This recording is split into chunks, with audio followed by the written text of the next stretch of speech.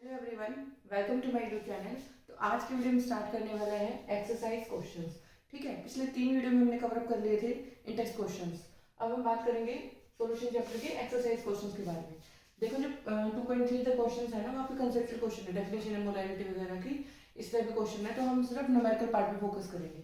तो सबसे पहला है 2.4 क्वेश्चन। क्या कह रहे हैं? Concentrated nitric acid used in laboratory is 68% nitric acid by mass in aqueous solution. What would be the molarity of such a sample of the acid if the density of the solution is 1.504 gram ml inverse? ठीक है, देखो इस तरह का question हमने पहले भी किया था।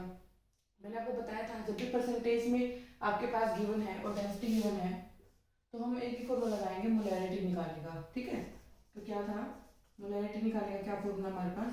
परसेंटेज जो भी आपके पास गिवन है इंटू डेंसिटी इंटू 10 अपॉन में क्या हो जाएगा? Molecular weight. ठीक है, अब देखो हमारे पास परसेंटेज में गिवन है, डेंसिटी में गिवन है 10 तो होगा। अब मोलिकुलर वेट ये निकालना है हमें। मोलिकुलर वेट कितना है? किसका निकालेंगे? नाइट्रिक एसिड का, यानी कि HNO3 का। तो मोलिकुलर वेट आप निकालोगे क्या? हाइड्रोजन का 1 होता है, नाइट्रोजन का 14 प्लस 16 इंटू 3 कितना हो जाएगा? 1 plus 14 plus 48।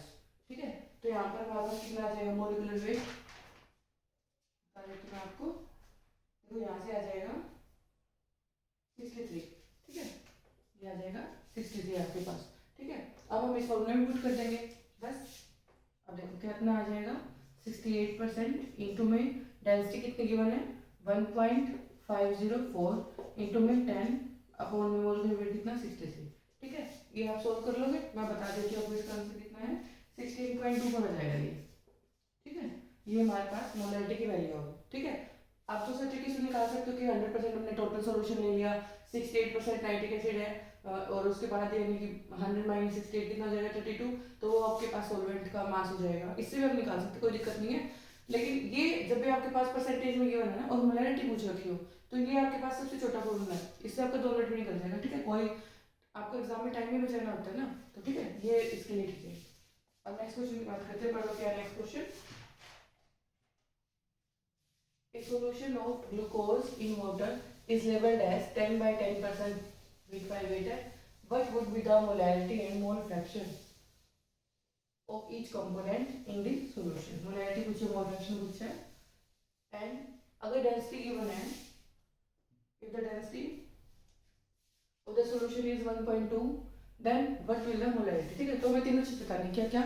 Molarity, mole fraction and molarity. ठीक है, देखो सेकंड में क्या है? देखो 10% 10 वेट बाई वेट दिया हुआ है, इसका मतलब अगर 100 ग्राम हम लेके चले टोटल, तो यानी 10% क्या है? ग्लूकोज है। 10 ग्राम ग्लूकोज है, तो बाकी 90 ग्राम कितना हो जाएगा? सॉल्वेंट यानी कि वाटर हो जाएगा। ठीक है, अब क्या पूछा है? मोलैरिटी। फॉर्मूला लिखो, सबसे पहले जो भी चीज पूछी ना उसका फॉर्मूला लिखो, उसी से पता चलेगा आपको। मोलैरिटी का क्या फॉर्मूला होता है? Number of moles of solute पर किलोग्राम ऑफ द सॉल्वेंट। ठीक है, यानी कि number of moles of solute यानी मास ऑफ सॉल्वेंट इसमें किलोग्राम है, mass of solvent in kilogram. ठीक है, अगर यहाँ पर हम ग्राम में लेके चले, जैसे ग्राम में गिवन है क्या, तो यहाँ पर क्या हो जाएगा? 1000 से मल्टीप्लाई। ठीक है, ये जो आपको फॉर्मूला है ये आपको ध्यान होना चाहिए। अब नंबर ऑफ मोल्स निकाले सोल्यूट की, 10 ग्राम ग्लूकोज है। अब देखो नंबर ऑफ मोल्स किसके इक्वल होते हैं? अगर मास गिवन है तो गिवन मास अपॉन में मोलिकुलर मास। ठीक है, अब तक तो आपने बहुत बार निकाल लिया, अब तक तो आपकी प्रैक्टिस हो गई होगी। तो गिवन मास कितना है? 10 अपॉन में मोलिकुलर मास किसके पूछा है? ग्लूकोज का। ठीक है, ग्लूकोज का क्या फॉर्मूला होता है? C6H12O6, यानी कि 12 into 6 plus 12 into 1 plus 16 into 6 16। ठीक है, ये कितना जाएगा? 180। देखो अब ये आपका टाइम बचाने के तरीके होते हैं क्या? जो छोटे छोटे मॉलिक्यूल वेट है ना, मतलब कि जो हम जनरली यूज करते हैं, यानी कि यूरिया, ग्लूकोज, सुक्रोज, तो इनका कोई याद होना चाहिए। यूरिया का 60, ग्लूकोज का 180 और सुक्रोज का 342। ठीक है, आप प्रैक्टिस करते रहोगे आपको याद होते रहेंगे, तो ये आप टाइम बचाते हो सर। ठीक है, अब आप निकालोगे, देखो जब तक आप ये निकालोगे आपका जो साथ वाला है वो इसको अगर पहले ही आता होगा तो आपसे आगे एक स्टेप को पहले। तो ठीक है, यही टाइम कंज्यूमिंग जो प्रोसेस है ना वही आपको कम करना है। ठीक है, तो यहाँ से हमारे पास कितना जाएगा? 180। तो नंबर ऑफ मोल्स आ गए। अब हम फॉर्मूला में पुट कर देंगे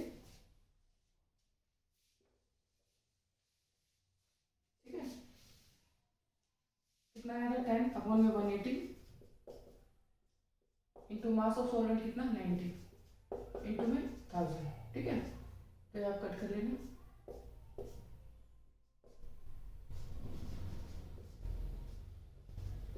मैं आपको आंसर बता देती हूँ, इसको कितना आ जाएगा, ये तो आपको कैलकुलेशन ही करनी है। 0.6 मोलर, ठीक है। ये आपने मोलैरिटी वाला पार्ट निकाल लिया। अब हम चलते हैं क्या पूछे आगे, mole fraction of each component. Mole fraction पूछा है, ठीक है। तो मोल फ्रैक्शन क्या है, फॉर्मूला होता है, अगर हमें ग्लूकोज का निकालना है तो number of moles of glucose 6 12 H12O6 और टोटल नंबर ऑफ मोल्स, ठीक है, plus number of moles of water, ये हमें निकालना है।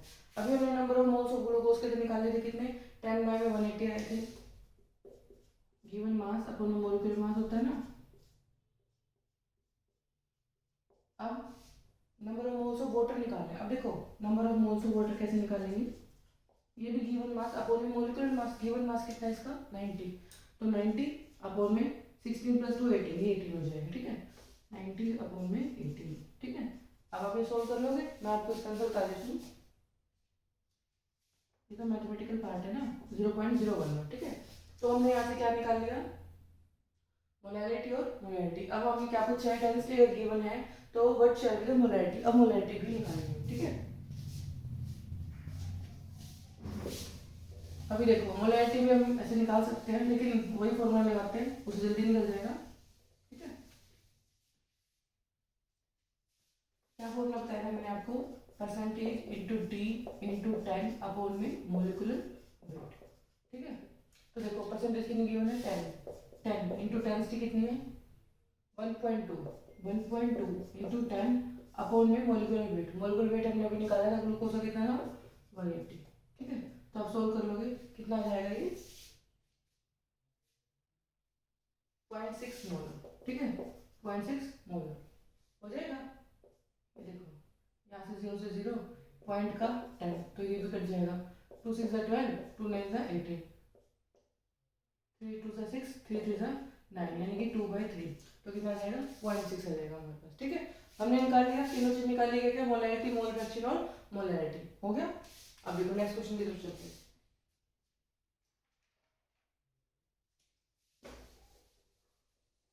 पढ़ो नेक्स्ट क्वेश्चन तक बताओ क्या है। 2.6 how many ml of 0.1 molar HCl are required to react completely with 1 gram mixture of Na2CO3 and NaCO3 containing equimolar amount of both। देखो इस पे स्टार लगा लो, ये इंपॉर्टेंट क्वेश्चन है। अब तक के जो हमने क्वेश्चन निकाले हमने पहले कर लिए इस टाइप के, ठीक है। ये थोड़ा अलग टाइप का है। अब इसको समझने से पहले मैं आपको एक कंसेप्ट बताती हूँ, ग्राम इक्विवेलेंट का कंसेप्ट, ठीक है। तो ग्राम इक्विवेलेंट का मतलब क्या होता है, यानी कि अगर A + B रिएक्ट करके प्रोडक्ट बना रहे हैं C + D, तो जो ग्राम इक्विवेलेंट होगा A का वो B के इक्वल होगा, और gram equivalent of C and equal to gram equivalent of D, ठीक है। यानी कि ग्राम इक्विवेलेंट ऑफ A बराबर किसके इक्वल होगा, gram equivalent of B equal to gram equivalent of C and equal to gram equivalent of D, ठीक है। अब हमें ये तो पता चल गया कि कोई रिएक्शन होगी A + B से C D बन रहा है, तो उनके सबके ग्राम इक्विवेलेंट बराबर होंगे। अब ग्राम इक्विवेलेंट का फॉर्मूला क्या होता है, ये देखो अब होता है ग्राम इक्विवेलेंट का फॉर्मूला। हम ग्राम इक्विवेलेंट निकालते कैसे हैं, इसके लिए हमारे पास 3 फॉर्मूला है। सबसे पहला फॉर्मूला क्या है, normality into volume of solution in litre, सबसे पहला फॉर्मूला, ठीक है। ये आपका फर्स्ट फॉर्मूला है। उसके बाद नॉर्मेलिटी को हम कैसे लिख सकते हैं, मोलैरिटी इनटू में वैलेंसी फैक्टर लिख सकते हैं इसको, इनटू में वॉल्यूम ऑफ लीटर, तो ये आपका क्या सेकंड फॉर्मूला हो जाएगा, ठीक है। उसके बाद मोलैरिटी को हम लोग कैसे लिख सकते हैं, नंबर ऑफ मोल्स अपॉन में मोलैरिटी क्या होती है volume of solution in litre into valency factor into में वॉल्यूम ऑफ लीटर। ये वॉल्यूम कटेगी तो यहाँ पर कितना आ जाएगा, number of moles into valency factor, ठीक है। ये 3 फॉर्मूले हैं हमारे पास ग्राम इक्विवेलेंट के। अब हम देखेंगे हमारे पास क्या गिवन है, उसके अकॉर्डिंग हम लेके चलेंगे, ठीक है। तो देखो यहाँ पर वैलेंसी फैक्टर, ये वैलेंसी फैक्टर क्या होता है, अब देखो अगर जैसे हमारे पास कोई भी अगर HCl है हम लेके चले वो डिसोसिएट करता है, तो उसके बाद यानी कि H+ + Cl- अगर ये बन रहा है तो total number of positive charge या total number of negative charge वो किसके इक्वल होगा, वैलेंसी फैक्टर होगा। यानी कि इस केस में +1 कितना है, 1 है, और माइनस में कितना है, 1 है, तो इसका मतलब यहाँ पर वैलेंसी फैक्टर कितना हो जाएगा, 1। ठीक है, टोटल नंबर ऑफ पॉजिटिव या तो आप पॉजिटिव देख लो या नेगेटिव देख लो, सेम ही आएगा। अगर आपका सेम नहीं आ रहा है तो इसका मतलब कुछ ना कुछ आपने गलत किया। ठीक है, तो ये हो गया आपको समझ में। अब देखो आगे चलते हैं, यहाँ बता देती हूँ आपको। अब रिएक्शन देखो आप किस किस की हो रही है, क्वेश्चन पे आते हैं। ठीक है, जो बेसिक था मैंने आपको बता दिया। अब देखो क्या कह रहे हैं, Na2CO3 and NaHCO3 1 gram mixture है। ओके, 1 ग्राम मिक्सचर है इन दोनों का। ठीक है, तो ये रिएक्ट करते हैं HCl के साथ। तो लिखो आप जो भी इक्वेशन है वो लिखो, क्या Na2CO3 plus NaHCO3 plus HCl।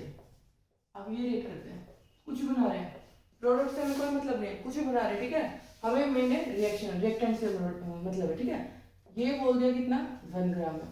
ठीक है, अगर ये टोटल 1 ग्राम है, अगर मैं इसको x मान लूँ, ये x है, तो ये कितना हो जाएगा, 1 माइनस x हो जाएगा ये। ठीक है, अच्छा अब देखो मैंने आपको 3 फॉर्मूले बताए थे, क्या क्या, normality into volume, molarity into valency factor volume, and third one is n into valency factor. ठीक है, अब देखो हमारे पास क्या गिवन है, मास गिवन है हमारे पास, यानी कि हम नंबर ऑफ मोल्स तक जा सकते हैं। तो हम कौन सा वाला फॉर्मूला लेंगे, number of moles into valency factor. अब देखो मैं क्या लिख सकती हूँ, ये देखो पहले देखो मैं लिखूँ ग्राम इक्विवेलेंट ऑफ किसका, Na2CO3 एंड NaHCO3 किसके इक्वल होगा, ग्राम इक्विवेलेंट ऑफ HCl। आई बात समझ में। क्यों, अब आप पूछोगे मैम ये दोनों आपने साथ में क्लियर अलग क्यों नहीं लिए, आपने बताया था A + B बन के C D, तो A और B। ठीक है, वो ठीक है, बट आप देखो ये मिक्सचर दिया हुआ है मेरे पास कितना, टोटल 1 ग्राम का, ये दोनों मिलके दिया हुआ है, तो मैं इसको ये नहीं मान सकती क्या। तो मैंने क्या किया, इसमें इन दोनों को मान लिया A, यानी कि gram equivalent of this equal to gram equivalent of HCl। ठीक है, आई बात समझ में ये। अब देखो ग्राम इक्विवेलेंट दिया हुआ है, यहाँ ऊपर लिख दो। अब देखो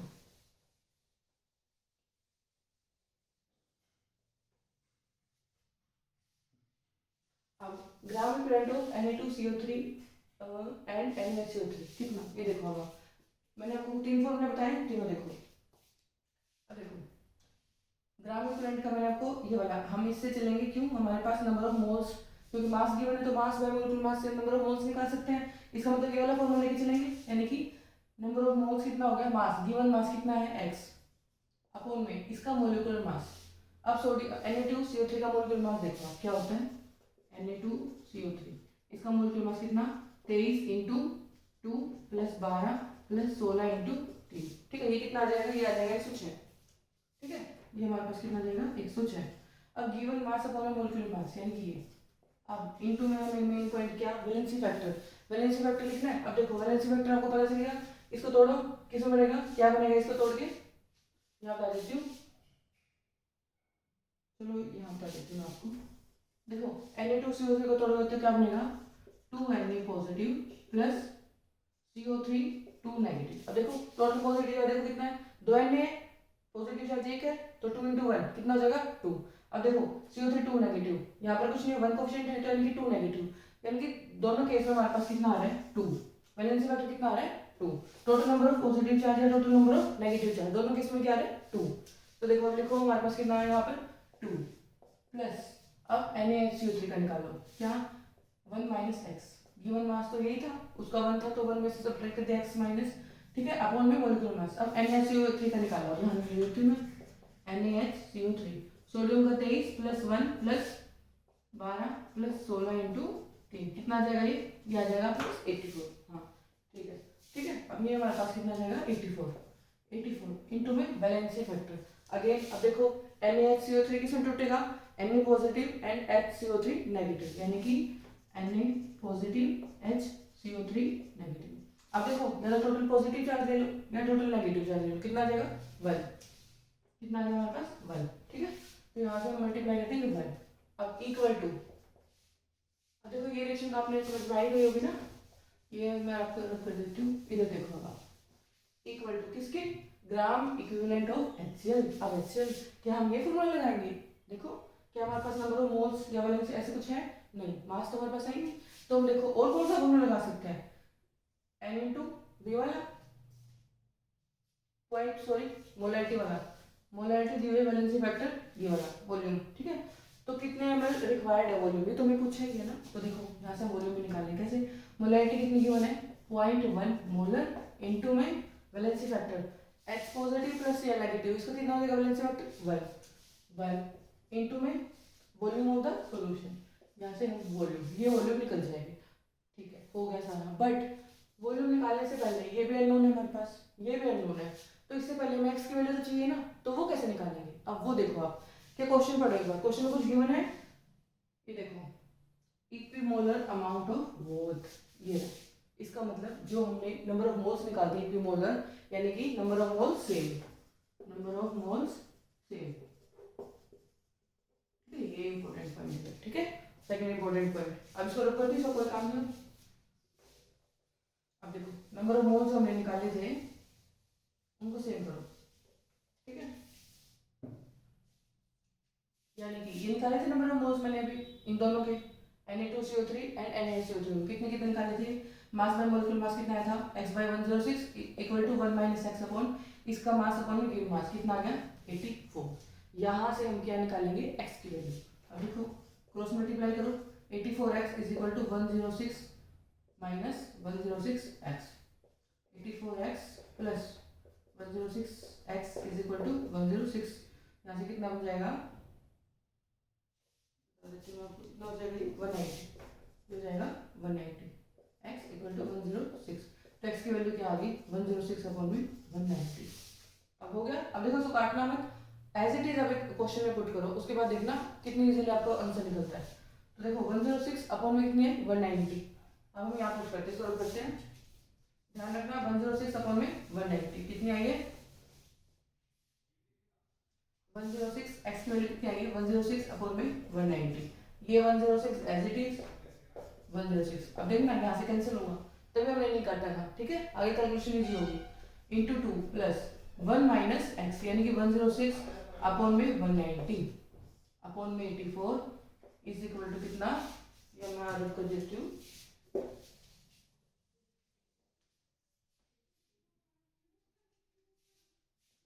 0.1 इंटू में वॉल्यूम। ठीक है, ये हो जाएगा। अब देखो ये यहाँ से कैंसिल, कितना जाएगा? 2 अपॉन में 190 प्लस 190 माइनस 106, ऐसे ले लेंगे, कितना जाएगा ऊपर? 84 अपॉन में 190 इंटू में 84 is equal to 0.1 into volume. ये हमने लीटर में ले रहे थे ना। ठीक है, अब देखो 84 से 84 कैंसिल। अब देखो कैलकुलेशन कितनी इजी होगी, यहाँ पर 106 से 10 कैंसिल, 84 से 84 कैंसिल। तो आपका सही मेथड क्या है क्वेश्चन करने का, वो इससे पता चलता है आपके कैलकुलेशन कितनी इजी हो रही है। कुछ नहीं आपको कैलकुलेट करना, कैंसिल आउट करना सब कुछ। अभी वो कितना बच गया? 190 अपॉन में 1 बाय में 190 इज इक्वल टू 0.1 इंटू में वॉल्यूम। कितना आ जाएगा? 3 अपॉन में 190 इज इक्वल टू 0.1 इंटू में वॉल्यूम। वॉल्यूम निकालनी है तो क्या हो जाएगा? इसको नीचे करो, 3 अपॉन में 190 इंटू में 110, 0 से 0 कितना आ जाएगा? 3 बाय में 90। ये आपके पास वॉल्यूम आनी कितनी हो जाएगा? ये आ जाएगी 0.1578 लीटर। ठीक है, ये हमारे पास क्या है? वॉल्यूम। पर देखो क्या पूछा हुआ है? ml में, कितने ml में? तो लीटर को मिलीलीटर में आप चेंज कर दो तो कितना आ जाएगा हमारे पास? 157.8 मिलीलीटर। तो देखो क्वेश्चन थोड़ा अलग था, बट मैंने आपको बहुत इसी तरीके से बताया ये जो कंसेप्ट है। अदरवाइज आप लिखेंगे कि Na2CO3 ऐसे रेट करेगा, कितने मोल ऐसे बना रहा है, NaSO3 रेट करेगा, फिर कितने मोल बना रहा है, उसके बाद वो कैलकुलेशन लंबी पड़ जाती है। सबसे बेस्ट इसका मेथड है ग्राम इक्विवेलेंट से। ठीक है, क्या किया हमने? ग्राम इक्विवेलेंट निकाला। कैसे? हमारे पास gram equivalent A plus B react कर रहा है, क्या बना रहा है? C प्लस D कर रहा है। इस क्वेश्चन में हमारे पास क्या करा था? Na2CO3 NaSO3 HCl के साथ रेट करके कुछ भी प्रोडक्ट बना रहा है, हमें इसको कोई मतलब नहीं। हमने क्या किया? ग्राम equivalent of Na2CO3 and NaSO3 बराबर किया किसके? ग्राम इक्विवेलेंट ऑफ HCl। ठीक है, यहाँ से हम क्या करेंगे? ग्राम इक्विवेलेंट के हमारे पास 3 फॉर्मूले थे, कौन कौन से? नंबर ऑफ, सबसे पहले normality into volume, second molarity into valency factor into में वॉल्यूम। ठीक है, थर्ड हमने कैंसिल कर दी थी, number of moles upon volume लिख के इनटू वॉल्यूम कैंसिल हो गया था। क्या बच गया था? Number of moles into valency factor, ठीक है। तो हमने क्या किया, सबसे पहले केस में हमने लिया नंबर ऑफ मोल्स वाला फॉर्मूला लगाया, number of moles into valency factor. वहां से हमने मास बाय मोलिकुलर मास कर दिया, वैलेंसी फैक्टर निकाल लिया, दोनों को इक्वेट कर दिया एक्सेल के। एक्सेल के कैसे निकाले, कौन से फॉर्मूले से, मोलैरिटी गिवन थी तो मोलैरिटी इनटू कितना, वैलेंसी फैक्टर इनटू क्या आ जाएगा, वॉल्यूम, ठीक है। यहाँ से हमने दोनों को इक्वेट कर दिया।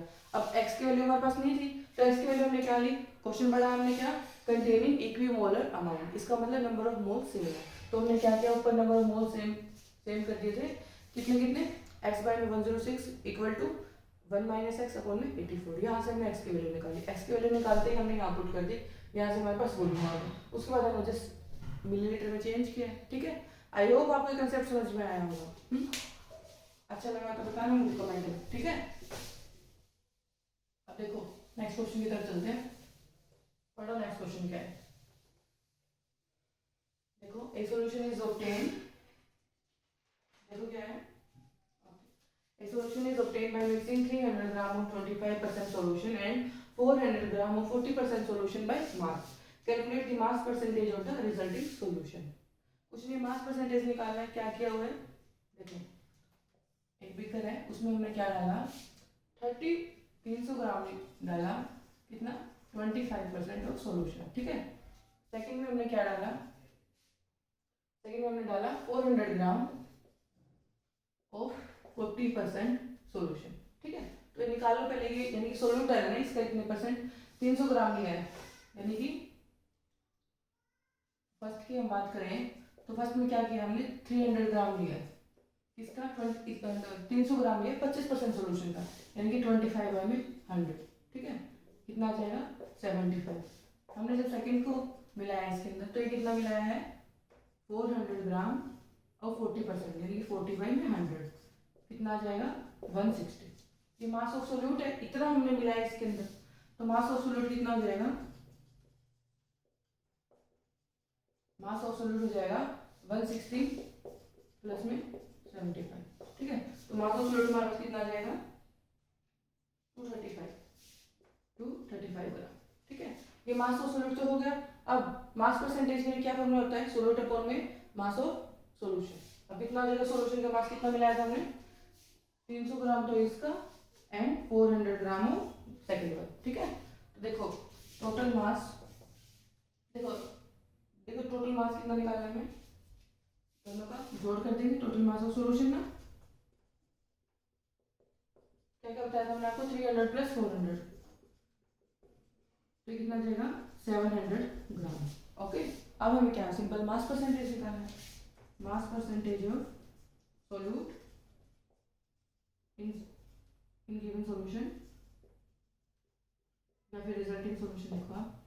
अब देखो कितना हो जाएगा, मास ऑफ सोल्यूट अपॉन में मास ऑफ सॉल्यूशन, ठीक है।